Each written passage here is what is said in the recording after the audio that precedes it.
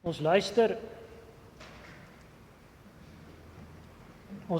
vanoggend na die Here se woord weer vanuit die brief van Paulus aan Titus.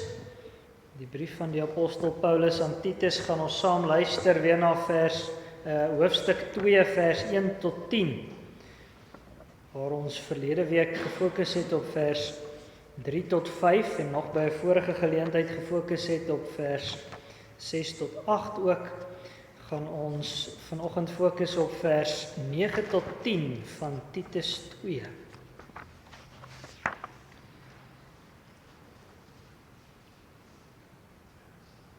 Titus 2 luister ons van vers 1 af. Maar spreek jy wat by die gesonde leer pas.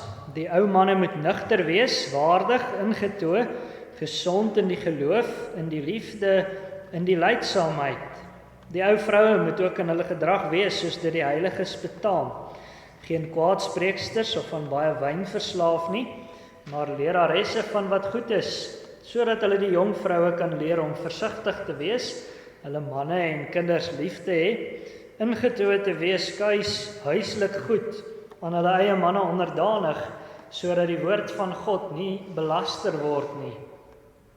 Vermaan die jong manne net so om ingetoe te wees, betoon jou in alles 'n voorbeeld van goeie werke, met onvervalsheid in die leer, waardigheid, opregtheid.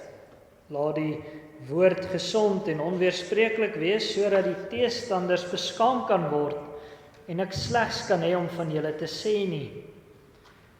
Die diensknegte moet onderdanig wees aan hul eie here, hulle in alles behaag en nie teepraat nie. Hulle moet niks ontvreemd nie, maar alle goeie trou betoon, sodat hulle die leer van God, ons verlosser, in alles kan versier.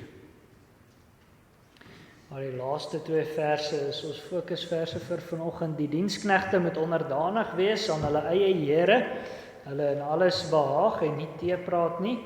Hulle moet niks ontvreemd nie, maar alle goeie trou betoon, sodat hulle die leer van God, ons verlosser, in alles kan versier.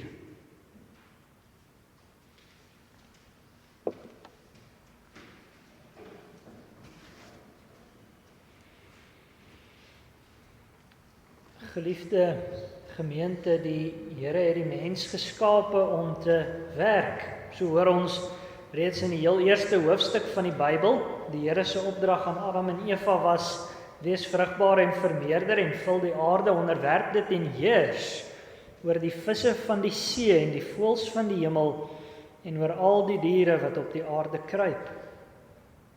Die mens ontvang die opdrag om te heers, en dit sou uiteraard arbeid behels.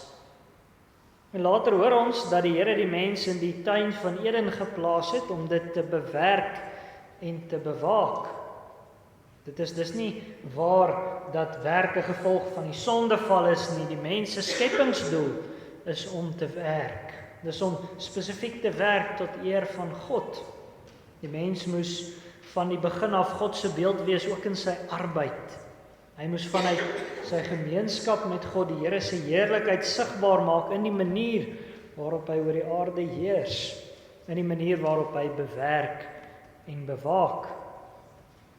Die sondeval het wel 'n ingrypende invloed op die mens se werk gehad. Daar het 'n vloek van die Here oor die aarde gekom sodat werk moeisaam geraak het. Ons hoor dit in die Here se woorde aan Adam in Genesis 3 waar hy sê: vervloek is die aarde om jou ontwil, met moeite sal jy daarvan eet al die dae van jou lewe. Ook sal dit vir jou dorings en distels voortbring, en jy sal die plante van die veld eet. In die sweet van jou aangesig sal jy brood eet, totdat jy terugkeer na die aarde, want daaruit is jy geneem. As gevolg van die sondeval het die mense werk swaar geword. En so het ons ook nou al gehoor, die beeld van God het daarmee saam eintlik ook na die sondeval maar in die mens verlore gegaan. Maar deur die Here se herskepping in Christus word die beeld van God herstel in diegene wat in Christus glo.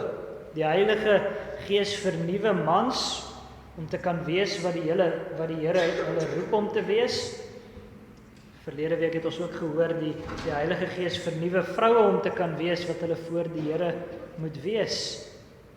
Die beeld van God kom tot uitdrukking in die gehoorsame diens van gelowige mans en vroue. Paulus spreek hulle daarom as verskillende groepe in die gemeentes van Kreta aan. Ek sal onthou, Paulus het ons hierdie brief geskryf vir Titus wat op Kreta gewerk het, sodat Titus kan weet hoe hy sake in die gemeentes daar moes orden. Die gemeente, die kerk, so weet ons ook nou al, is die gemeenskap wat deur die herskepping van God tot stand kom.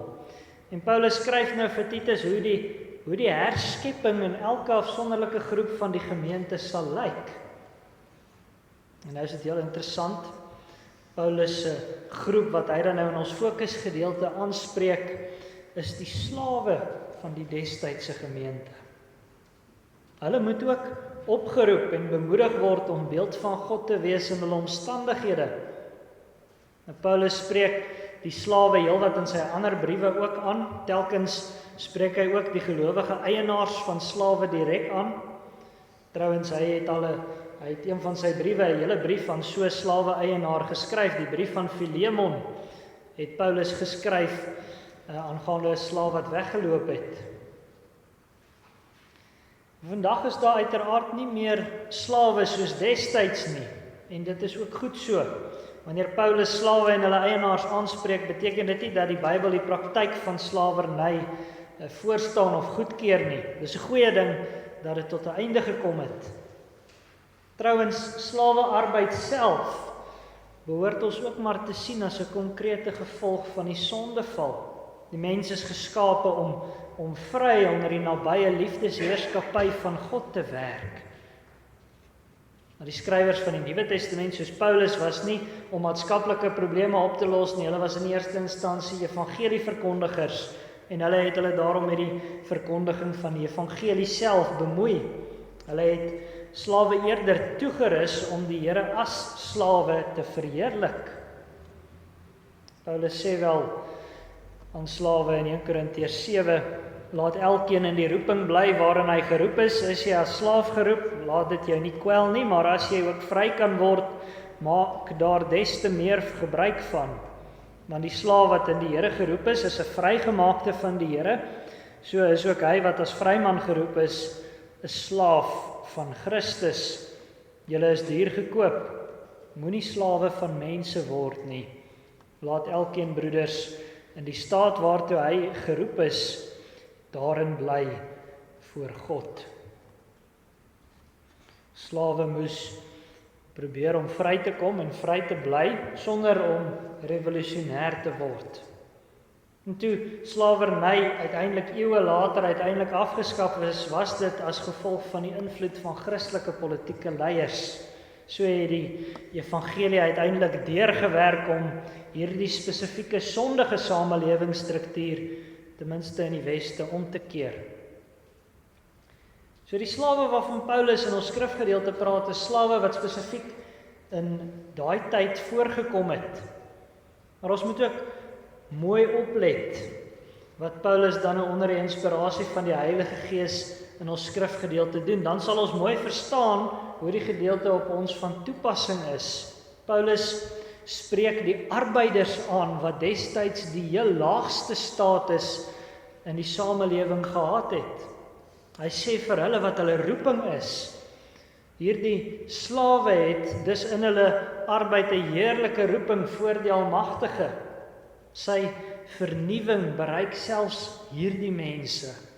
Daar is met ander woorde nie 'n vorm van arbeid wat die Heilige Gees nie kan vernuwe tot iets wat God verheerlik nie.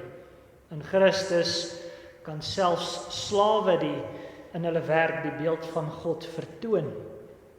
Dis iets wat ons vandag ter harte moet neem. Ons tref gewoonlik 'n onderskeid in die inherente waarde van arbeid. Daar is mos in die volksmond iets soos 'n goeie werk en 'n slegte werk. En baie keer dink ons ook in terme van eervolle werk en oneervolle werk. Iemand wat gestudeer het waarskynlik 'n goeie, eervolle werk, en iemand wat dalk iets eenvoudigs doen soos huis skoonmaak, doen 'n werk wat inherent slegter is.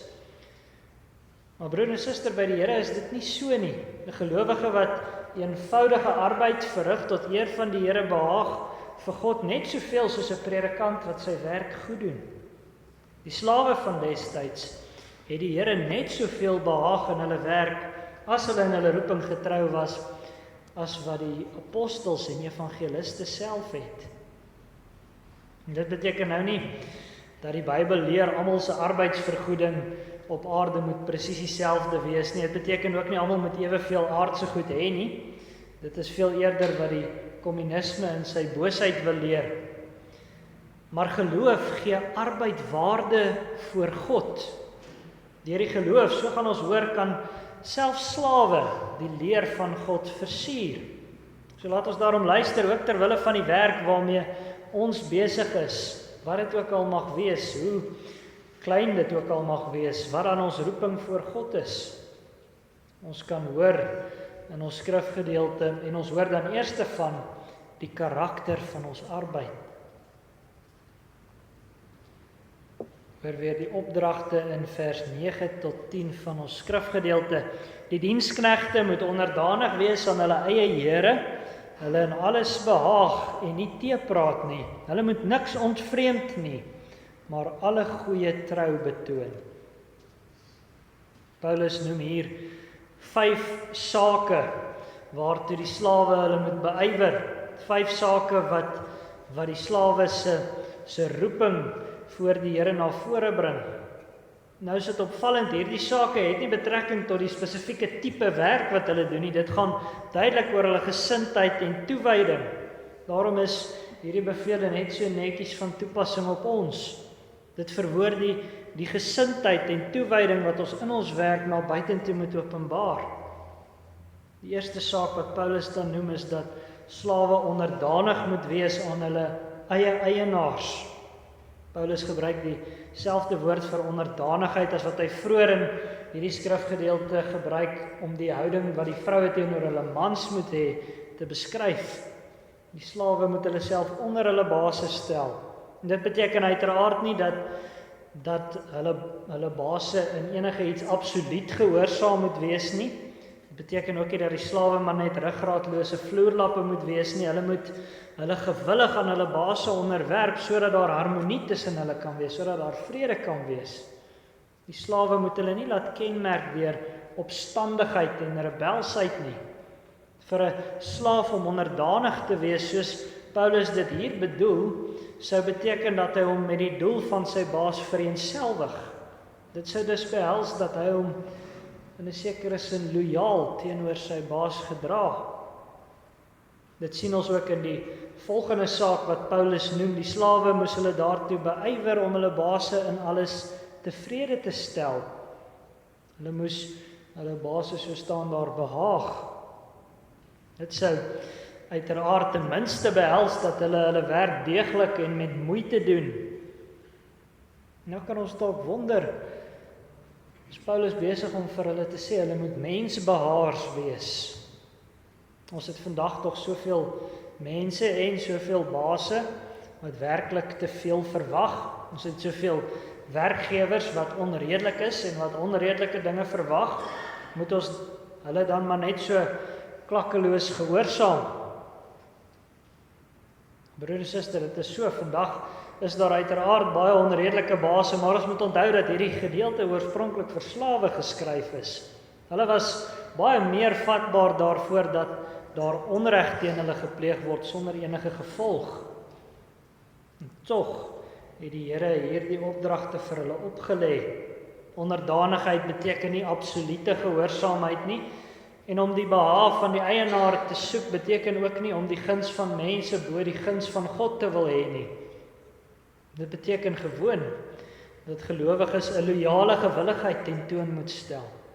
En daarom moet hulle ook nie geken word daaraan dat hulle teepraat nie.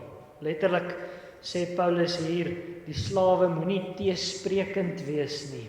Daar moenie by hulle 'n deurlopende geneigtheid wees om te wil stry nie.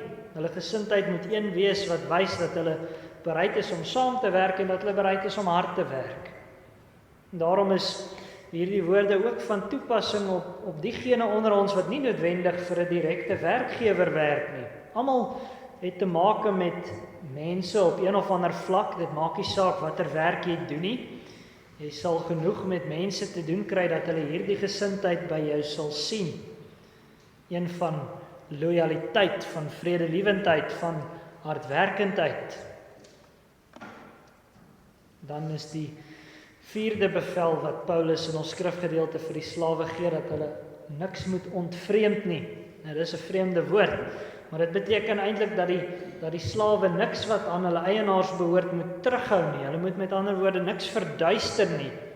Destyds het die slawe eintlik baie kere nogal hoë posisies, belangrike posisies beklee, en hulle sou heelwat geld of middele van hulle eienaars ook moes bestuur. En hulle meesters sou hulle daarmee vertrou. Nou beveel Paulus hulle dat hulle nie van daardie vertroue of posisie misbruik moet maak nie. Dit sou maklik wees om te lieg oor die geld wat aan hulle toevertrou is, maar dit mag hulle nie voor die Here doen nie. Al sou hulle eienaars dit dalk nie kon weet nie, sou dit 'n gruwel wees voor die Here se aangesig. Om te lieg is die duiwelse werk. Gelowiges moet gekenmerk word aan 'n diep integriteit. Wie sal tog glo dat die waarheid van Christus ons vrygemaak het as ons nog diensbaar is aan oneerlikheid? Gelowiges se arbeid moet eerlik en opreg wees. En dit beklemtoon ons skrifgedeelte ook wanneer dit sê dat gelowiges in alles goeie trou moet betoon. Dis die eerste positiewe opdrag in ons skrifgedeelte. Paulus gee 4 negatiewe opdragte. Hy verduidelik wat nie moet gebeur nie, wat die slawe nie moet doen nie. En dan vat hy dit saam in een positiewe opdrag wat hulle moet doen. Ons moet alle goeie trou betoon. Gelowige slawe moes destyds duidelik betroubaar en geloofwaardig wees. Hulle eienaars moes op hulle kon reken. Maar letterlik staan daar dat die slawe betroubaarheid moet wys. Hulle moet betroubaarheid sigbaar maak in hulle arbeid. Net daar hoor ons dat selfs die slawe die beeld van God kan vertoon en dat hulle dit moes doen. En wat hulle nie moes doen nie, het ons gehoor, hulle moet vermy om onder die heerskappy van die duiwel te wees, en wat hulle moes wees, moes hulle die beeld van God vertoon. Want wie is tog betroubaar en geloofwaardig soos hy? Sy trou en waarheid hou hul krag tot in die verste nageslag. Hy tog het sy beloftes gemaak en vervul. Hy het sy seun gegee ter wille daarvan dat sy beloftes vir ons ja en amen kon wees. Hy het oor eeue heen sy beloftes gehou en redding vir sy kerk geskenk. Weet jy, broer en suster, Maria, die moeder van Jesus, het dit presies so gesien. Sy het van hom gesing in Lukas 1 vers 54 tot 55. Daar hoor ons, hy het sy knegt Israel bygestaan, sodat hy aan sy barmhartigheid sou dink, soos hy tot ons vaders gespreek het, aan Abraham en sy nageslag tot in ewigheid. Jesus se geboorte was die gevolg van die Here wat 'n belofte gesweer het, meer as 2000 jaar voor dit plaasgevind het. Wanneer gelowiges alle goeie trou betoon, dan maak hulle God se trou in hulle woorde en werke sigbaar. Dit is daarom dat Jesus ons beveel dat ons ja moet wees en ons nee. God het geen een van sy woorde onvervuld laat bly wat hy aan sy volk van ouds beloof het nie. En ook sal hy geen een van sy woorde van lewe en lig onvervuld laat bly vir elkeen wat in Christus glo nie. Wanneer ons dus werk en handel dryf, wat ons ook al doen, dan moet ons so die beeld van die Here vertoon. Dit beklemtoon Paulus ook wanneer hy in ons skrifgedeelte skryf aangaande die doel van ons arbeid. Hoor weer die laaste deel van vers 10. Sodat hulle die leer van God, ons verlosser, in alles kan versier. Hier gee Paulus die doel vir die Christenslaaf se arbeid, en daarmee hoor ons ook die groot doel vir ons arbeid. Die leer van God verwys na die onderwysing van die evangelie, dis die vaste inhoud van die evangelieboodskap. Wanneer slawe gehoor gee aan die opdragte in ons skrifgedeelte en hulle lewens dienooreenkomstig inklee, dan versier hulle die inhoud van die evangelie. Die woord wat hier met versier vertaal is, beteken oorspronklik om iets in orde te stel sodat dit mooi is. Dit is telkens in die destydse wêreld gebruik om te beskryf hoe iemand juwele in 'n mooi volgorde pak sodat hulle pragt en skoonheid goed kan weergee. Die taak van die Christelike werker is om dus in sy werk die skoonheid en pragt van die evangelie na vore te bring. Nou kan ons vra, hoe werk dit? Kan ons dan die evangelie skoner maak as wat dit is? Hoe versier ons die leer van God in ons werk? Broer en suster, dit is inderdaad so dat ons nie die evangelie mooier kan maak as wat dit reeds is nie. Ons kan inderdaad ook niks met ons werk toevoeg aan God se eie skoonheid, heiligheid en pragt nie. Maar ons kan die ware pragt van die evangelie tentoonstel in ons werk. Ons kan dit tot uitdrukking bring. Nu doen ons dit. Die antwoord kry ons in ons skrifgedeelte in die naam waarmee Paulus die Here noem. Paulus praat van God as ons verlosser. Die begrip verlosser beteken uiteraard iemand wat iemand anders uit groot nood red, maar dit beteken ook om iemand los te koop. Slawe is destyds verhandel en dit sou inderdaad vir 'n slawe groot verligting gewees het as hy gekoop sou word deur 'n goeie en billike eienaar. Maar baie mense het ook slawe geword na aanleiding van skuld wat hulle nie kon betaal nie. Indien so iemand se skuld betaal sou word, sou hy kon vrykom van die slawerny. Nou, die Here het ons verlos van slawerny. Ons was as gevolg van die sonde ook slawe van die sonde, slawe van die duiwel, en hy het ons gevange gehou met sy mag, maar hy het ons gevange gehou deur ons sonde skuld. Ons skuld het aanleiding daartoe gegee dat hy ons met reg voor die Here sou kon aankla. Maar God het ons losgekoop van hierdie greep wat die duiwel op ons gehad het, en dit nie met goud of silwer nie, maar met die kosbare bloed van ons Here Jesus Christus. Daardeur is ons sondeskuld voor God uitgewis. Die duiwel kan ons nie meer met reg aankla nie, want ons staan op Christus se geregtigheid. Ons is inderdaad verlos van 'n slawerny wat erger is as fisiese slawerny. Ons is verlos van 'n veel erger slawerny as die destydse Israeliete wat verlos is uit Egipte. Die slawerny aan die duiwel sou ons in die ewige verderf gestort het. Ons sou hom ewe slaafs tot in die hel ingevolg het. Maar van daardie slawerny is elke ware gelowige vry. Nou die slawe wat Paulus in ons skrifgedeelte aangespreek het, sou hierdie heerlike leer van ons verlossing versier het as hulle dit uitgeleef het. As jy immers verlos is van die slawerny van die sonde, sal dit in jou werk duidelik wees. Jy sal nie meer 'n slaaf van jou eie begeertes wees nie, en 'n werkgewer sal dit kan sien, al kan hy dit nie noodwendig verstaan nie. Jy sal ook nie meer 'n slaaf wees van die soeke na mense se guns nie. Dit sal duidelik wees dat jy beantwoord aan die welbehae van God. Dit is tog veel groter as om te beantwoord aan 'n menslike werkgewer. Omdat jy jou werk doen vir God, jou ware verlosser en eienaar, sal jy dit doen met 'n groter en dieper integriteit en ywer as iemand wat dit maar net doen vir sy aardse baas. Meer nog, omdat jy nie meer slaaf is van die sonde nie, sal jy ook nie slaaf wees van jou werk nie. Dis iets waaroor ons moet selfondersoek doen, broer en suster. Ons is so geneig om slawe te word van ons werk. Maar dit hoort nie by iemand wat deur God vrygemaak is nie. Ons durf nie arbei as vervloektes nie. Daarom mag gelowiges ook eintlik nooit sê ons eet brood in die sweet van ons aangesig nie. Gelowiges arbei as verlostes nie as vervloektes nie. Werk het wel steeds moeite as gevolg van die gebrokenheid, maar die gelowige se arbeid is vir hom gegee tot seën. Ware vryheid dan is immers diensbaarheid aan God.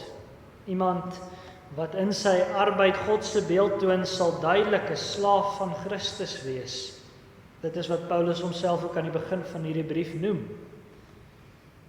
So sal jy met jou werk die leer van God ons verlosser versier. Jy sal in jou arbeid die skoonheid van die evangelie na vore bring. Nou is die kosbare belofte van die Here dat dit nie maar net in die oë van mense is wat ons arbeid die leer van die evangelie versier nie. Dit is ook in die oë van God. Die arbeid wat ons tot sy eer doen, bly voor hom 'n sieraad tot in ewigheid.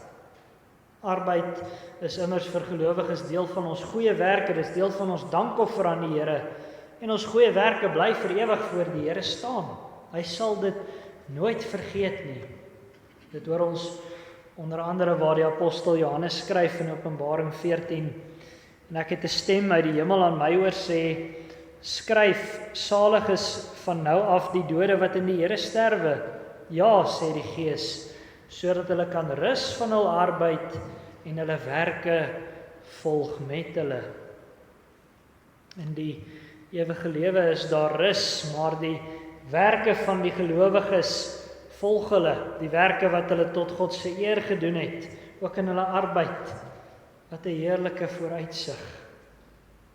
Ons moet dus so aan ons arbeid dink, broer en suster. Ons moenie dink soos baie Christene deesdae dink, dat arbeid mooi was voor die sondeval, maar dat dit nou na die sondeval iets is wat maar net so per ongeluk gebeur nie. Ons doen dit maar net terwille daarvan om aan die lewe te bly. Dit leer die Here ons nie. Ons arbeid het 'n heerlike doel, en dit is om die evangelie te versier. En daardie versiering bly voor die Here staan tot in alle ewigheid. Geliefde gemeente, die Here sy herskepping het dus 'n impak selfs op ons arbeid. Dit geld vir watter arbeid ook al. Laat die karakter van jou arbeid dan wees om alle goeie trou te betoon, soos ons gehoor het. En laat die doel van jou arbeid wees om die evangelie inderdaad te versier. Dan sal jy jou ook kan verwonder oor die heerlike taak wat die Here vir jou gegee het. Jy sal kan sing in die woorde van Psalm 8.